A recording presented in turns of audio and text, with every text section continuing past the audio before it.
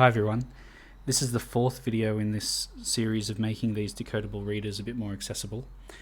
And I said I was going to show you on the iPad how to get the AAC screenshots, but I think we'll start with doing eye gaze PowerPoints.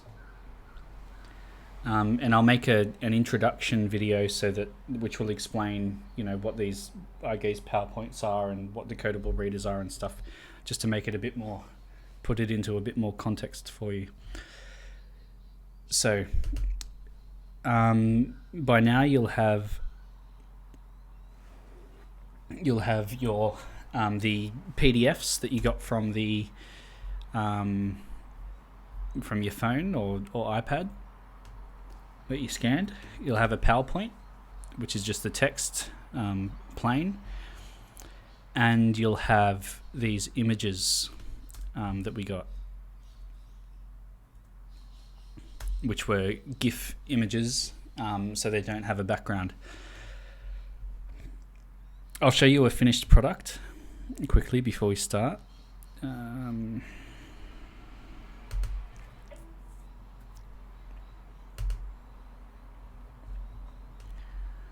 So we have the book and the images in the background and the words underneath. So this is kind of as close to the decodable, well, it is a decodable reader still.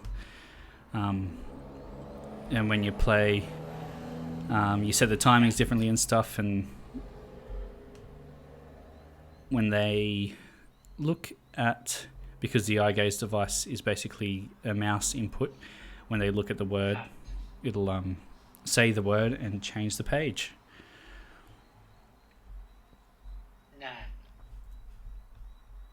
So that gives them sort of the freedom to read themselves. So let's get started. So open a new blank PowerPoint. Just a blank presentation. Insert a new slide, a new blank slide.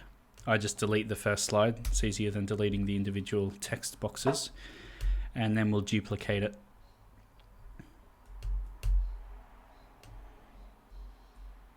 Sorry, scrap that. We just need 2 slides to start with. The first slide will just be the title page. So I just open up the PowerPoint we made and then just copy and paste the title slide in. And I just leave the backgrounds white, and then you can sort of change it based on what the student needs. So maybe they'll see things better with a black background or a yellow background or whatever, and you can just change that to meet the needs of the individual students. So in the second page, we're going to start page 1. So I like to have both PowerPoints open at once. And to switch between screens like this on a Mac, you use you put 3 fingers on the trackpad and you just swipe, and you can go to different screens. So you make it full screen, it goes to its own screen, and you can just swipe between the 2. That's an easy way to navigate. Otherwise, F3 on the keyboard gives you this view, and you can see all your screens there. And this is where you can sort of make things double screen. So I like to keep this one open just to make sure I know what I'm doing and know what the words say. So Pat Spits Pips is the first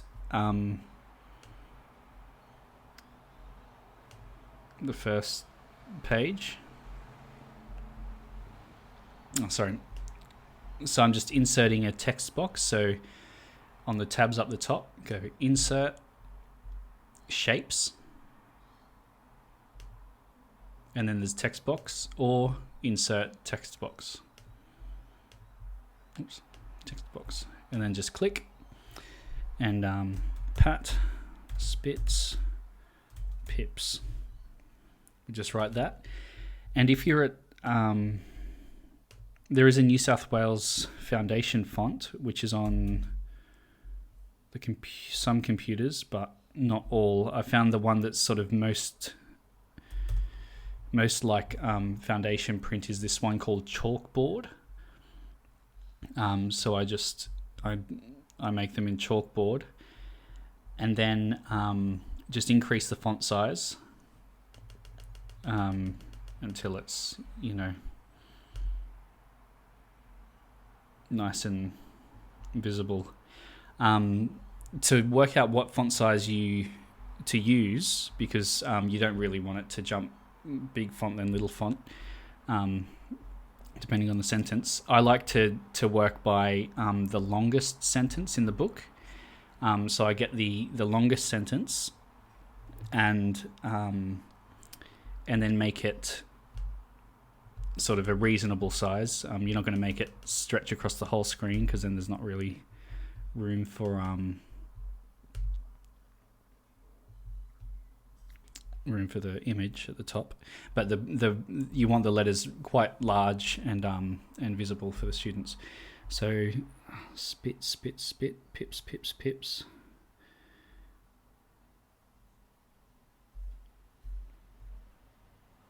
Stand, spits, pips. So pips, pips, pips is probably the longest one, so I'm just going to write that.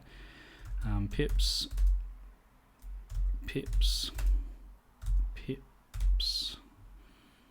And so that font size is pretty good for this book. So I'll just center that. So I'll just move it until that, you see that line, and pop it there. Pips, pips, pips. But our first, so that's how I work out the font size and positioning. So Stan, spit, was it Stan at first? Pat, sorry. Pat, spits, pips. And then I'm just going to insert that image. So insert, pictures, just press this drop down arrow, picture from file, and then it's automatically open to my images folder, because that's the last folder I was in when I was using PowerPoint. But you just might have to navigate there. So mine was saved on the desktop, Decodable Readers Australia Level 1, pips, and images, page 1, Pat spits pips. And there we are. And you can see that there's no background. It's still that GIF image.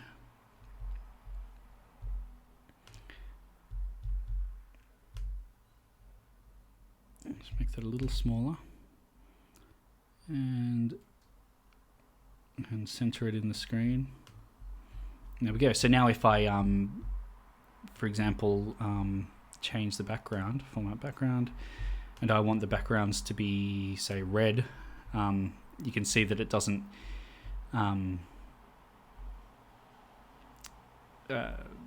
because we removed the background and made it a GIF image, it's, we don't have to worry about a background on an image. Okay, so with this slide, so to make sure everything's sort of well centered, I just duplicate each slide as I go. So we'll duplicate this one. And the first slide is going to be the sort of trigger slide. I'll just make sure this, so that wasn't quite centered. So I'll delete slide 3 and then duplicate it again. So this is going to be the trigger slide. And the next one is going to be the slide that speaks. So when you're in the PowerPoint and it transitions, they'll trigger the transition, and then the next slide will automatically play the Pat spits pips. Okay, so I like to go through and do the whole book first before I do the next step. So I'll just duplicate that slide again, and the next page says Stan spits pips. Stan spits pips. I'll just move that aside. And then this is a cool function in PowerPoint with images. So because I want it to be roughly the same sort of scale, because I did scale it down a bit so it would fit above the words, and I want it in the same position, I can right click on the image, go to change picture from a file, and then page 2 Stan Spits Pips, and then it just swaps it to the same scale, same position, and that just stops things from bouncing around the place. And then I'll duplicate that slide. I'll duplicate it again, and I'll show you one more slide, and then I'll get on to the next step. Stan Spits Pips, page 3, and Spits Pips. And so I'll change the name, I'll just center it until I get that line, and then I'll change the picture. So right click on the picture, change picture from a file, page 3 and Spits Pips, and then I'll duplicate that slide. And you just keep going with that until you've got all the slides. When you've done that, when you've got all the slides, all the pages, we go back to the first one, and I'm going to copy and paste this text box. So click on that, right click, copy, and then just press Command V for paste. And I want it to be sitting over the top so that you can't see. So if we have it sitting over the top, so that you can't see the, like it doesn't look double. Then I'm going to select all. So you can click and drag your mouse across, or you can double click and or triple click, sorry, and it selects it all. And I'm going to change this text color to red. So go home, and then this sort of font color box, the A with the color underneath, just click the drop down, and I'm going to make it red. And again, you can change this depending on the student's needs. So maybe you have a black background and green. Green is more their sort of color, or whatever. Okay. And then, oops. And then we want to change the font on the next page to red as well. So go ahead and do that for all the pages. So the first time there's a new page, we want to copy and paste the text box. I'm just going to do the shortcut, so Command C and then Command V. Center it over the other text box. Triple click on the text and then change it to red. The second page, each second page, we just change the text to red. So copy, this is the first time we've seen and spitting pips. So Command C, Command V, center, change to red. Second time we see and spitting pips, and just change that text to red. Okay, and do that for the whole book, and then go back to the start again. I like to do one step at a time. It just makes it a bit neater or easier. So go to your first page again, Pat Spits Pips, or whatever it is, and now we're going to insert an animation. We're going to animate this text. So the purpose of this is, so we've put this over the top so that it'll appear after you see the black. So it gives the students a chance to respond independently. And then this red text will appear and sort of jump about, and that'll be it's called the cueing effect. So it's kind of like a prompt to draw their eyes to where they need to be to change the page. And so select the text box, the whole text box, select animations, whoops. And we need we need two animations. We need one to make it appear. And so just select appear. And then we need another one. So make sure you click out and then click the text box again. And then we need another one. I like to use, it doesn't really matter which one you use, but I like this one where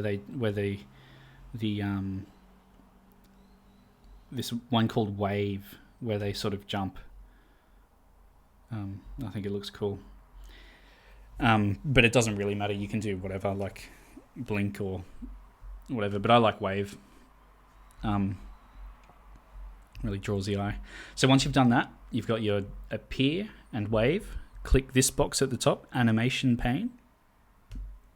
And that'll show you the animation pane. And then we're going to play with some of these settings. So we don't want it to appear straight away. We want to give the students a chance to respond before they see the red sort of, before they get the queuing effect. So click on the first animation, which is the appear, and we can change effect options and stuff. But we're going to play with timing first. So I'm going to start after previous, which basically means nothing. You don't have to click or anything for it to start. It'll just start when the slide starts. But I'm going to insert a delay. So here when it says delay, I'm going to just choose, I'm just going to click the up button until it gets to 5. And you can change this if you know that your students need a longer processing time, and you want to give them a fair chance at responding independently. You could change it, well, as much as you want. Like you might have had a speechy or someone say, so-and-so needs, give them at least 20 seconds to respond. And so then you can pop it up to 20 seconds. But also remember to balance this with engagement and things, because you don't want to bore them too much. Anyway, so I'll just set it as 5 seconds. And triggers, we leave the rest. Then I'm going to select the second one, where it says Pat Spits Pips. So this is the bouncing around. So once it appears, once the font turns red, I want it to bounce around. And again, we're just going to choose timing. This one we're going to start after previous, so that with previous. It doesn't actually matter. With or after, it does the same thing. Duration, that just tells you how quickly the animation moves. So this is at 0.5 seconds, which means each wave is like 0.5 seconds. But you can change it to, like 5 seconds, and then if you play, it goes real slow. So just leave it at 0.5 seconds, and that's another thing you can change if for whatever reason. We don't want a delay on this one because it'll start after it'll incorporate that delay anyway. And then we want it to repeat until the end of the slide. So that means it'll keep going until they look at the words to transition. So just to make sure, I always like to, just in case I've made a mistake, I'll press the slideshow, go to the next page with this little arrow here. 1, 2, 3, 4, 5. There we go. And so that looks good to me. Escape to exit it. So I'm going to do that with all the slides. So I'll go through it again because that's a lot. So click on the text box, appear in the animation tab. Click on the slide so that you can insert a second animation. If you don't click out of the box and you press and you go to one of these yellow animations, which are like, so that you've got your what do you call it, like all the ways they animate things to come on the screen, things to animate them while they're on the screen, and then you've got exit animations as well. So we want them to appear and then do something when they're there. We don't worry about them exiting. So if you don't click somewhere else to unhighlight the text box, you'll end up getting rid of the first animation and changing it to the second one. So I click out, click the text box again, and then wave. Then go to your animation pane over in the right hand side. Click on the first animation. Drop down the timing. It should already be dropped down if you've done it once before. Start after previous. We want a delay of 5 seconds. Then select the next animation. We want it to start with previous or after previous, it doesn't matter. And no delay, and we want it to repeat until the end of the slide. Then go to the first slide of the next page. So where it says "and spits pips" or whatever it is. Click on the text box, appear, and I'll just show you. So I haven't clicked out yet. This is one common mistake that you might make. And then if I click wave, you'll see that we've lost the appear animation. The green star thing there has turned to a yellow one. So click the appear, then click out of the text box, click the text box again, and then wave. Click on the first animation, the appear animation, start it with previous, put in your delay of 5 seconds. Click on the next one, start it with previous, and then repeat it until end of slide. I think this is the most complicated part, so if you need to, just pause the video and go through it slowly. But just continue that for the rest of the slides until the end. The next step is to insert the audio. So every on each page we have the trigger and the trigger to turn to the next page, which we haven't inserted yet. We'll get to that next. And then the page after that will be the audio. So click on the audio page, and we go insert, tab at the top, audio over on the far right hand corner. It was getting too hard to put in all those red boxes for you, sorry. Record audio, and then you just read out the sentence. Make sure to get your phonemes right. Pat spits pips. Pat spits pips. And then insert that, and you'll see the audio come up there. Once you've recorded it, we can just listen back to see if it...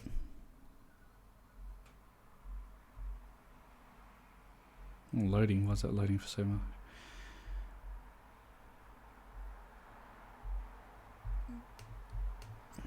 That's right, my computer's slowing down because I'm recording my screen, I think. So once you've inserted it, go to the next one that's going to be read out. Stan spits pips. Stan spits pips. Insert. Go to the next one. Anne spits pips. Yep. Sorry, just practicing. Anne spits pips. Okay, once you've got the audio in all of them, go back to the top. Go to the first audio slide. Click on this sort of microphone, a speaker pops up. Click on that, and then this playback and audio format, these tabs pop up. So click on the playback tab, and then we click hide during show so that it doesn't pop up and distract anyone. We want it to start automatically, so where it says start with this green arrow, and it says in click sequence. So that means that you at the moment you'd have to click on the screen to start the audio, which we don't want. We just want it to start automatically. And you can also trim the audio. So here, where it says trim audio, you can listen back. Pat spits pips. And if you hear at the end, maybe I'm a bit picky, but I don't like that little click at the end, because it's a sort of phonics activity, and you're teaching them they're sort of practicing listening to phonemes. Any sort of superfluous noise is a bit, it might get in the way of their learning. So I just I just sort of top and tail it like a bean or whatever. So you just grab these yellow bars here, just, oops, and then you just move them back, and then you can get rid of any clicks or whatever. Or if there's, or another situation might be that you have a lot of time before the recording starts. So it's nice if it starts sort of straight away. Pat, spits, pips. There we are. And then press trim when you're done. Then go to the next one. Click on the speaker. And because I was playing with Playback last time, when I click on speaker, it comes up. But just in case you click somewhere else or whatever, I'll show you what happens. So there's no playback or audio format tabs at the top. Click on the speaker, and then they pop up. Playback, and then we want to hide during show and start it automatically, and then trim it. Stan, spits, pips. And you can sort of see sometimes, like I can see the click there in the audio wave. Stan, spits, pips. So go ahead and do that for all the pages. Playback, hide during show, start automatically, trim audio. And spits, pips. There we are. And so do that for all the pages, and then we'll start the next step, which is the sort of transition trigger. So on all these, so on all the first pages, if that makes sense. So this is a first page, then you've got your audio page, another first page, audio page. On all the first pages of each page, or first slide of each page, that makes more sense. On the first slide of each page, we're going to insert a shape to use as a trigger to the next slide. So go to the insert tab at the top, then where it says shapes, just click the drop down, and we'll just use a square, rectangle, whatever. And then I've been putting the rectangles over the top of the words, just so that the students have to look at the words to change the page. And I've got the queuing effect to help them do that. But for other activities, or if they're like absolute beginners or whatever, you can really start with a trigger that's as big as the page, and then you can work your way down. So I think a good default is to cover it over the sentence, and then work your way back so that they have to look at the first word to turn the page, and then you can change the queuing effect. You can get rid of some of the queuing. So it's always good to queue at the same spot that has the trigger to turn the page, if that makes sense. So you could start here with your students, and then as they get more expert at reading and they know to read from left to right, you can start to teach them that. Maybe you just go a letter at a time or whatever, or a word at a time, or maybe you've got students who will look at the first word if they have to. So just put it over the whole word, this rectangle. Then we want to format the shape. So when you insert a shape in this pane on the right hand side, we've got record, because we've been recording things. We've got animations because we've been animating things, and then you'll get this format shape tab. So click on the format shape, and if you click off, it's still there. So click on the shape, format shape tab, and then we want to, it doesn't matter what color it is, but we want to make it completely transparent. So just increase transparency to 100%. And then it's see-through.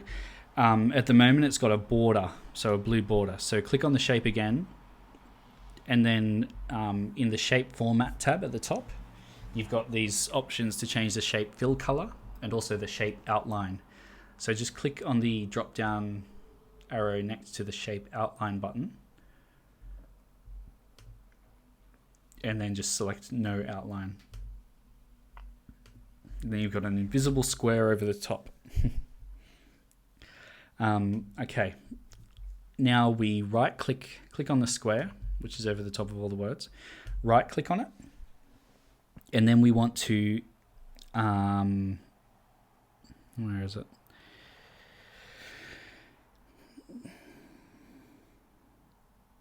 Oh, action settings. And then you go, so right click on the shape and then go down to action settings. And you'll get this GUI. And here you can choose mouse click or mouse over. So for eye gaze, a click is defined by a dwell time. So you change sort of the dwell time. They might need to look at an icon or whatever in eye gaze for half a second, 3 seconds, whatever, to do a mouse click. So it doesn't. So I usually just leave mouse click alone for the eye gaze ones, but it's useful if you've got a student who you want to point to words as they read. So if you're working on them, if they've got direct access to an iPad or the screen, then you can do mouse click and link to next slide. And so that means that they would have to touch the sentence to change the slide.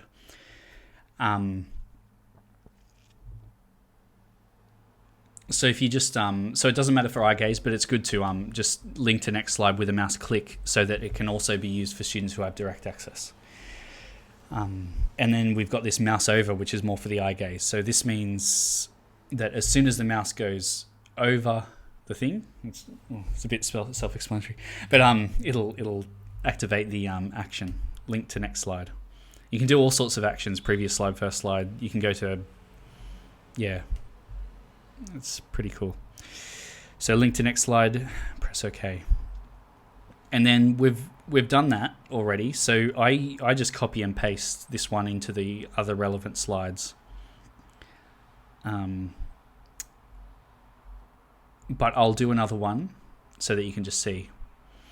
So you go to the first slide of the second page now. Insert, shape, rectangle. Make it the size of the sentence. Increase transparency to 100%. Shape format. Drop down menu on outline color and then no outline. Right click on the shape. Action settings. Mouse click, link to next slide, mouse over, link to next slide. And then OK. So usually I just do that once and then I'll press command, I'll click on the invisible trigger, command copy, command C, sorry, and then go to the next one, command V. And that just makes it a lot easier. Okay, now go back to the top and we'll do the next step. So the next step is to get rid of, or to change, the transitions. So go to the transitions button, and here you can change the transition tab, at the top. Here you can change how you want slides to transition. So you can set them to a time. So after 5 seconds or whatever, they transition to the next slide, or on mouse click they transition. So I'm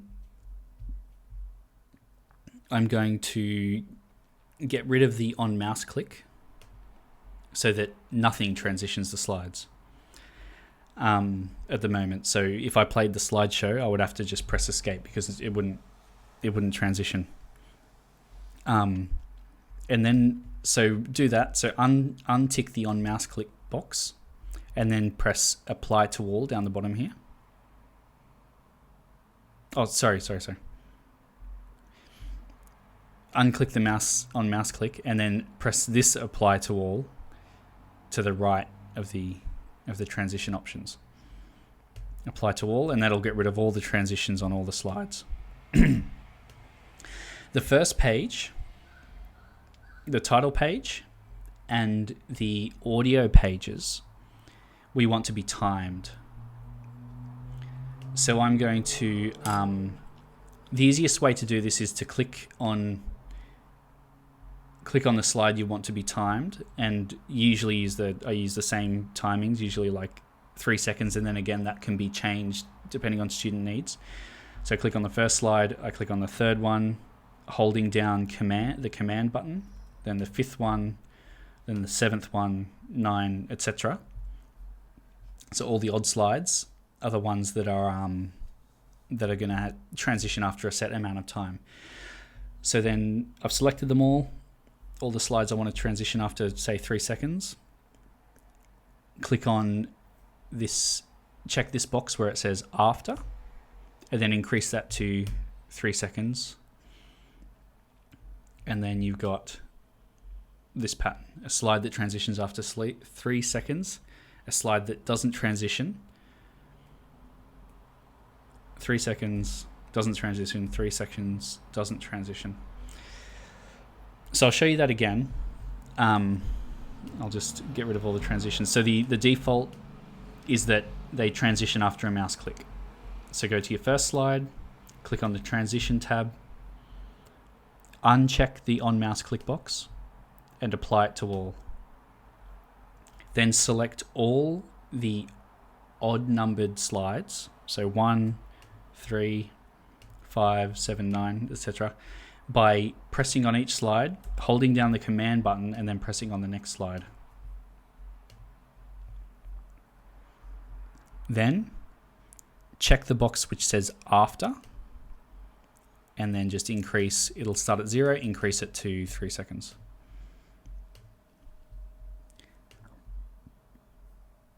And now we'll just have a quick look to see if it's working, and then we can sort of polish it up.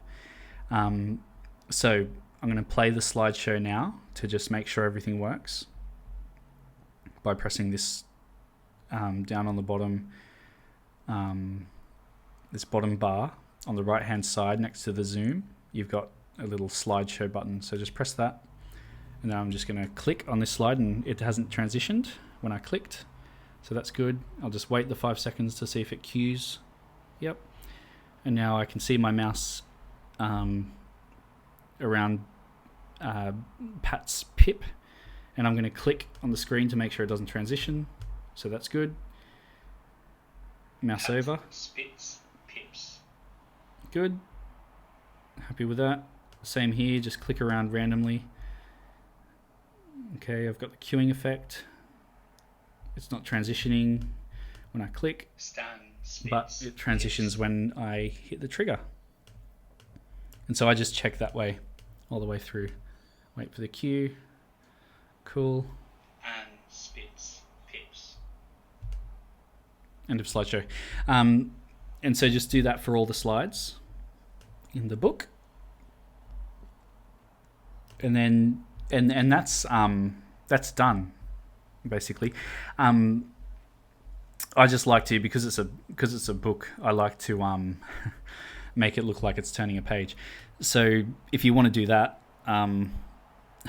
again, select the first page, and then on the transitions tab, you can do this little drop down, and there's a transition called page curl, which is exciting. It says exciting here, subtle, exciting. Page curl, very exciting.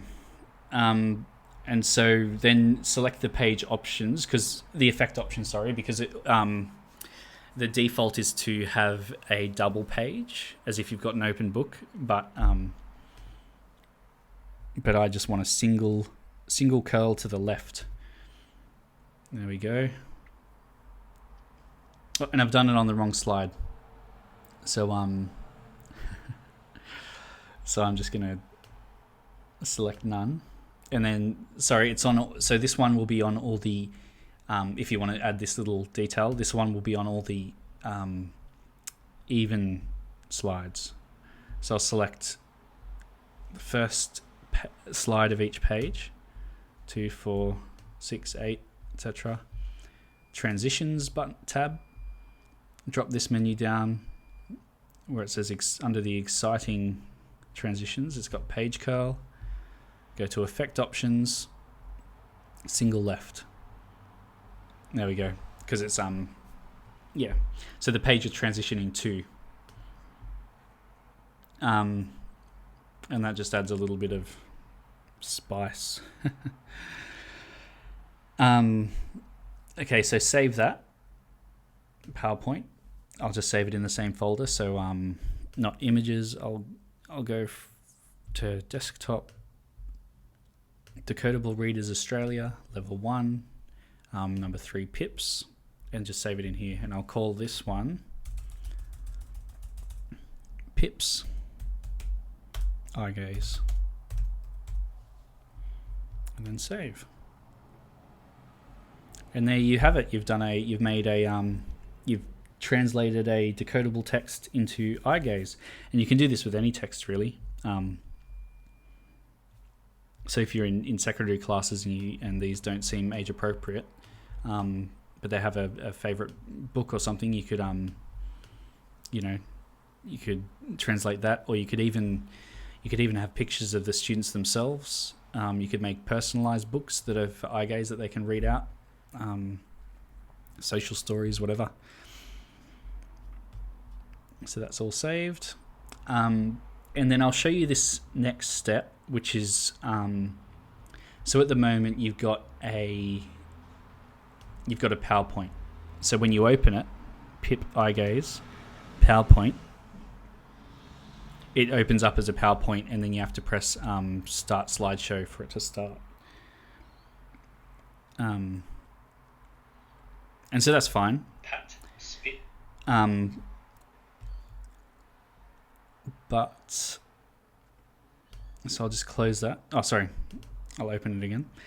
So for students, there's this file format called PowerPoint Show. So I'm going to go. I've got the eye gaze PowerPoint open. I'm going to go File, Save As,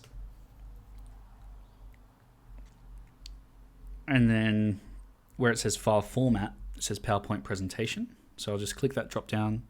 And I want it to be a PowerPoint show. So special formats, PowerPoint show.ppsx. Click on that, and then just save another copy as ppsx. And then I'll show you what that looks like. So instead of opening it as a presentation that you can edit and all the rest, it opens it up as a show. So you just double click, and then it'll open straight up into the show. Pat, spits, pips. Stan, spits, pips. I just think that's a little nicer and a good way to sort of save finish the finished product, because then you can have the original one to change based on student needs. So maybe I've got a student who sees better with a yellow background. Oops. Apply to all, and then I can just file, save as, pips eye gaze, and I'll say for Nick, because I like yellow backgrounds. I see a lot better with yellow backgrounds. Click the file format drop down, ppsx.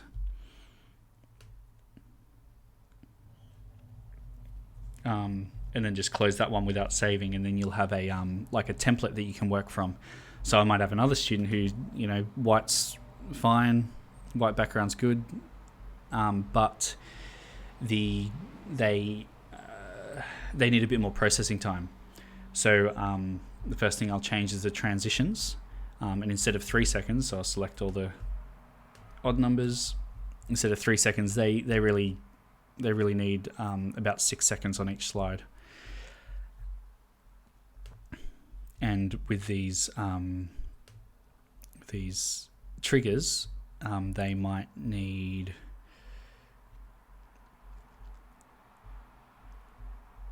Oh, sorry, not the triggers. With the so I'll move the trigger out of the way. With the animations. Oh, actually, sorry, you don't need to move the trigger out of the way because you can just open the animation slide and it'll. So animations. Oops. Animation pane. With these with the queuing effect, they to give them a fair go at doing it themselves, they need 6 seconds on this as well.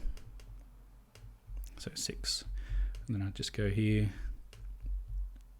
6.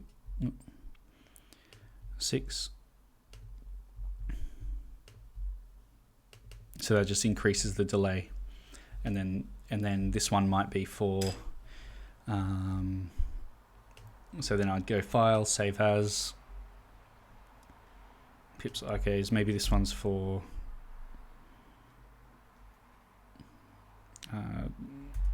Katie. Then file format, PPSX, then save. And that way you've always got your template, Pips iGaze PowerPoint, and then I've got some individualized ones. So I like a yellow background that helps me to see, and my wife, she needs a bit more processing time. So she's got that one. So thanks for watching. This was a long video, but so thanks for taking the time to learn how to do this and for doing it.